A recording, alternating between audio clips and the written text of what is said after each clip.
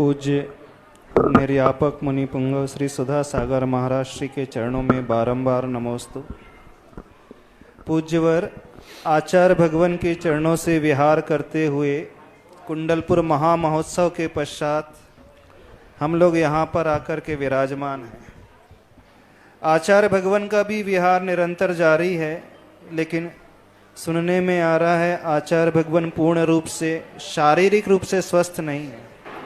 तो एक शिष्य के रूप में हम सभी लोग ऐसा क्या कर सकते हैं, कौन सी भावना भा सकते हैं जिसके फलस्वरूप गुरुदेव को कुछ शारीरिक लाभ प्राप्त हो सके।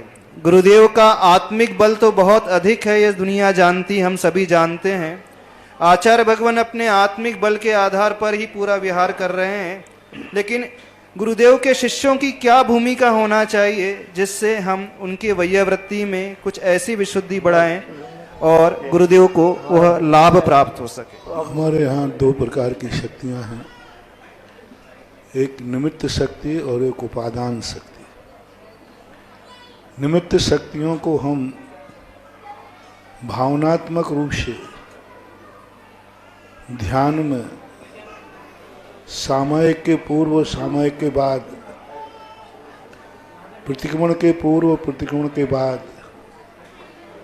कोई भी अनुष्ठान करें, सर्वप्रथम हम यही बात करें, जो मैं जीवन में कर रहा हूँ इससे पहले मेरे गुरु का निर्विघ्न। आहार के समय, उठते समय ये भावना भाएं कि मेरे गुरु का आहार निर्विघ्न हो मेरे पहले। हम प्रतिक्रमण में बैठे, हमारे गुरु का प्रतिक्रमण निर्विघ्न हो, हमारे गुरु की सामयिक निर्विघ्न हो। हम शयन करने के पहले भावना भाएं, जिस प्रकार हम निद्रा को प्राप्त हो रहे हैं, मेरे गुरु की भी निद्रा निर्विघ्न हो और अच्छी तरह से उनको स्वास्थ्य के लिए।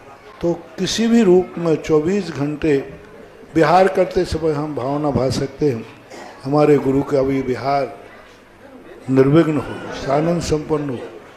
अपनी विशुद्धि, अपनी क्रियाओं के माध्यम से हम गुरु को वह रैकी, वह भावनात्मक, वह श्रद्धात्मक अपनी भावनाएं उनको प्रेषित कर सकते हैं। भावनाओं का प्रभाव भी पड़ता है। हमारे आचार्य से सदा भावनाओं के ऊपर बड़ा जोर देते हैं।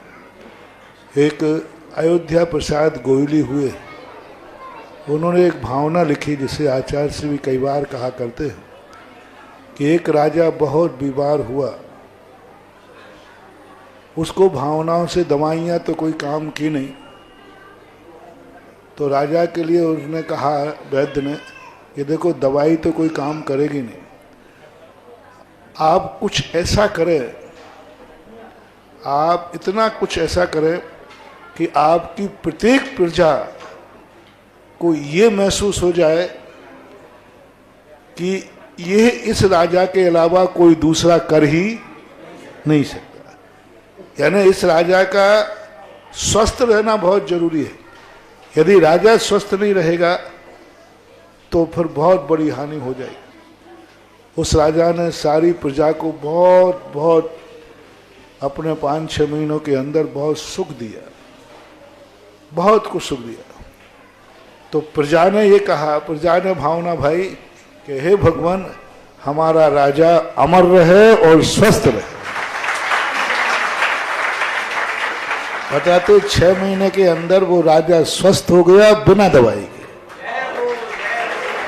तो आज हमारे वीर सागर महाराज ने प्रश्न किया, तो हम सारे भारत से यही कहते हैं और ईमानदारी से पूछते हैं आपके हृदय से कि जो आचार्य से मिल सकता है, क्या दुनिया में पहले कभी तुम्हें मिला या भविष्य में मिलेगा? तो क्यों ना अपन सबे कहें कि हे प्रभु, जब भगवान के सामने पहुंचो कि हे भगवान, हमारे युग में, हमारे जीवन काल में आचार्य श्री का सद्भाव, आचार्य श्री की निरोगता सदा बनी रहे और वे जीवंत और जयवंत बने रहे। ऐसी भावनाएं अपन लोग भा सकते हैं, भाना चाहिए।